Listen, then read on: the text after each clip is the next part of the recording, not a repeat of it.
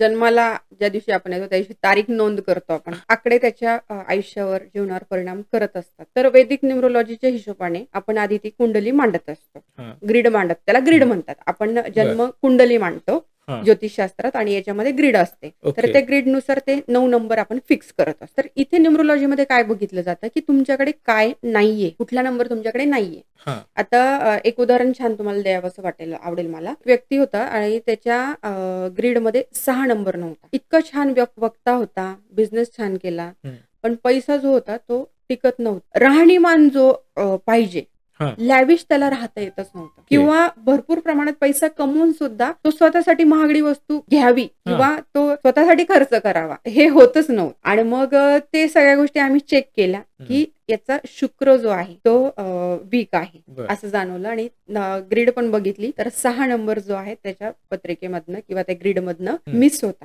आम्ही तो ऍड कसा केला, त्याच्या नावाची जी टोटल होती ती तिथे आम्ही 6 आणली. त्याच्यानंतर त्यांच्या मोबाईल नंबरमध्ये आम्ही तो 6 जो आहे तो आणला. ओके. त्याच्यानंतर त्यांचं बँकचं जे अकाउंट होतं हं. ते आम्ही तिथे थोडंसं कुठल्या बँकेत त्यांनी अकाउंट उघडलं पाहिजे ते ह्या सगळ्या गोष्टी केल्या आणि साधारण एक 30 दिवसातच त्यांच्या याच्यामध्ये रिझल्ट दिसायला लागले आम्हाला.